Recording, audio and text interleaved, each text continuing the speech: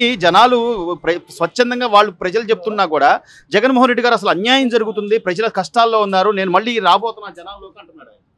జనం వెళ్ళి చెప్పారంటారండి ఆయనకి? ఉమ్. ఈ ప్రజలు వెళ్ళి మేము ఈ బాధల్లో ఉన్నామని చెప్పారా? లేదు ఆయన అదే అంటున్నాడు. లేదు ప్రజల్లోకి ఆయన ఏమైనా వచ్చాడా? గత 5 ఏళ్ళలో అయితే రాలా. ఇప్పుడు ఏమైనా వచ్చాడా? ఇప్పుడు కూడా ఏదో మన వరదలప్పుడు గత కనిపించి వెళ్ళిపోవడం తప్ప. గత 5 ఏళ్లలో అసలు రోడ్ల మీదే తిరగలా, అసలు రోడ్ల పరిస్థితులు ఆయనకు అవసరంలా. ఇప్పుడు అసలు ఏదన్నా జనంలోకి వచ్చింది, ఆయన చేసిన అభివృద్ధి అన్న ఆయన వచ్చి చూసుకున్నారా? ఇప్పుడు రీసెంట్ గా పవన్ కళ్యాణ్ గారు 3 కోట్ల ప్రాజెక్ట్ ఇక్కడ శాంక్షన్ చేసి వెళ్ళారండి. దాని పనులు చూసుకుంటాక మళ్ళీ నెల రోజుల్లో వచ్చి నిన్నగా మనం చూసుకెళ్లారు. అలాంటి సందర్భం ఏమన్నా ఉందా? అట్లీస్ట్ జనం బాధలు తెలుసుకుంటాక అసెంబ్లీ కన్నా వస్తున్నారా? ప్రతిపక్ష హోదా అనేది ఎవరు ఇవ్వాలండి? గవర్నమెంట్ ఇచ్చేది కాదు, ప్రజలు ఇవ్వాలి. ప్రజలు ఇచ్చేటట్టు నువ్వు చేసుకోవాలిగా. ప్రజలు నీకు 151 సీట్లు ఇచ్చారు, నువ్వు ఎంత బాగా పరిపాలన చేసుకోవాలి. అలాంటిది వదిలేసి 11 సీట్లకి పడిపోయావండి. ప్రజలు ఇచ్చిన తీర్పే కదా. చంద్రబాబు నాయుడు, నరేంద్ర మోడీ గారు ఇవ్వలేదుగా. ఇంకా మరి ప్రజలను బట్టి నీకేం అర్థమైంది? ప్రజలను అనేదాన్ని నువ్వు ఏం అర్థం చేసుకున్నావు? ఇప్పుడైనా నువ్వు క్షేత్రస్థాయిలోకి వచ్చి ఇదిగో నేను మీకు ఇది చేసాను తప్పు, నా వల్ల ఇది పొరపాటు జరిగింది, నేను ఇది ఖర్చు చేసుకుంటాననే విధానం ఎక్కడుంది? ఎవరన్నా ఏదన్నా చేస్తుంటే దాన్ని చెడగొడదామనే కాన్సెప్ట్లో ఉన్నారు, కానీ దాన్ని బాగు చేద్దామనే విధానం నీ దగ్గర ఎక్కడుంది? నువ్వు ఎట్టా జనం గురించి మాట్లాడతా పనికి వస్తావు? ఇలాంటి వ్యక్తిని మరి 2019లో ఎలా గెలిపించుకోగలిగారు? 151 సీట్లు జనాలు ఏ ఉద్దేశంతో, ఏ ఆలోచనతో? అంటే రోజా గారు చెప్పినట్టు ట్యాంపరింగ్ చేసి ఉంటారు అప్పుడు కూడా. అంతేగా మరి. ఇప్పుడు ఆమె చెప్తుంది కదా ట్యాంపరింగ్ చేస్తుంది అన్నారండి. రాలేదు కదా మరి. అప్పుడు 151 సీట్లు కూడా వచ్చినాయి, ట్యాంపరింగ్ అయ్యి ఉండొచ్చుగా.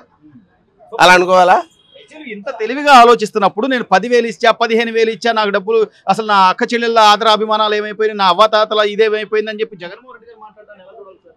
అసలండి మీకు ఆ విషయం అర్థం కాని విషయం ఏంటంటే, చంద్రబాబు గారు వచ్చాక ఓన్లీ అడ్మినిస్ట్రేషన్, ప్రజలకి ఏం చేయాలి, ఇదే కాన్సెప్ట్తో మళ్ళీ ఇప్పటికే దాన్ని బట్టే అభివృద్ధి ఏంటో కాదేంటో జనానికి అర్థం అవ్వాలి. ఇప్పుడు ఆయన పైనుంచి ఊరుకోడు, మీరు ప్రజల్లోకి వెళ్ళండి, ప్రజలకి ఏం కావాలో చూడండి. పోయిన 5 ఏళ్ళు ఒక సామాన్య కార్యకర్త కూడా వెళ్ళి పోలీస్ స్టేషన్కి వెళ్ళి ఎస్ఐ గురించి భయపెట్టిన రోజులు ఉన్నాయి. నా పని చేస్తావా, ఎమ్మెల్యేకి ఫోన్ చేయనా అని అంటే ఫోన్ చేయనా అని అనే పరిస్థితి ఉంది. ఇప్పుడు ఉందా?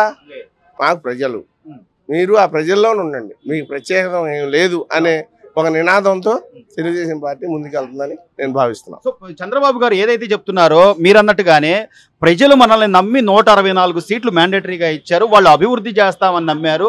మనం ఏదో అంటే గత 5 ఏళ్లలో పడ్డ ఇబ్బందుల నుంచి మనం బయటకు తీసుకొస్తామని నమ్ముతున్నారు. కాబట్టి మీరు రాజకీయ కక్షలు వద్దు, డెవలప్మెంట్ కావాలి, అభివృద్ధి కావాలి, ఎవరికి వాళ్ళు మీ పదవిని కరెక్ట్గా వినియోగించుకుని మెరిట్ చూపిండి అంటున్నారు. ఇది కరెక్ట్గా సార్? ప్రజలు కోరుకునేది కూడా అదే కదా, ప్రజానాయకుడి దగ్గర నుంచి. ఇప్పుడు ప్రజలు కోరుకునేదే కదా చంద్రబాబు చేస్తుంది. ఇప్పుడు లేకపోతే అంతకుముందు లాగా ఇప్పుడు ఎక్కడన్నా ఒక చెంచాడు మట్టేశారా? 5 ఏళ్లలో ఇసుక అమ్ముకుంటాం, క్వారీలు అమ్ముకుంటాం, ట్రాన్స్పోర్ట్ అమ్ముకుంటాం, ఇవి తప్ప మీరు తాకట్లు పెట్టుకోవడం తప్ప అభివృద్ధి అనేది ఎక్కడన్నా చూపించారా? చూపిస్తే జనం మీకు 11 సీట్లకి పడేస్తారా? అదన్నా అంత మూర్ఖంగా ఎందుకు ఆలోచిస్తున్నారు? ఇప్పుడైనా మనం జనంలోకి వెళ్ళాలి, మనం చేసిన పొరపాట్లు తెలుసుకోవాలనే కాన్సెప్ట్ అసలు వీళ్ళకి ఎందుకు రావట్లేదో. ఇలాగే చేస్తే పార్టీ మనుగడ ఉండదండి. చివరిగా ఈ రోజున కూటమి ప్రభుత్వానికి సంబంధించి పవన్ కళ్యాణ్ గారు డిప్యూటీ సీఎంగా ఆయన అసలు జనాల్లోకి వెళ్ళిపోతున్నాడు, రోడ్లు గుంటలు పెట్టి మరీ చూస్తున్నాడు, నాణ్యతగా ఉందా లేదా అని ఆయన పనితీరు. మరోవైపు మంత్రులు కూడా ఈరోజు పేషీల్లో కూర్చొని ప్రజా సమస్యలు ఏమున్నాయని చెప్పి అడుగుతున్నారు. యువనేత నారా లోకేష్ గారు ప్రజా దర్బారాన్ని పెడుతున్నారు. సీఎం గారు కూడా ప్రతి శనివారం నేను ఉంటాను, మీకు అందుబాటులో, మీ సమస్యలు ఉంటే చెప్పండి అంటున్నారు. ఈ పరిపాలన ఎలా ఉందండి? అంటే ఈ పరిపాలన గురించి చెప్పాలంటే సిఎస్లు పిఎస్లు పోయిన 5 ఏళ్ళ వరకు కూడా ఇప్పుడు చేస్తున్నారు.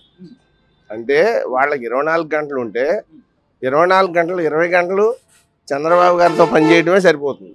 అంటే పోయిన 5 ఏళ్ళు చేయని పని కూడా ఇప్పుడు చేస్తున్నారు.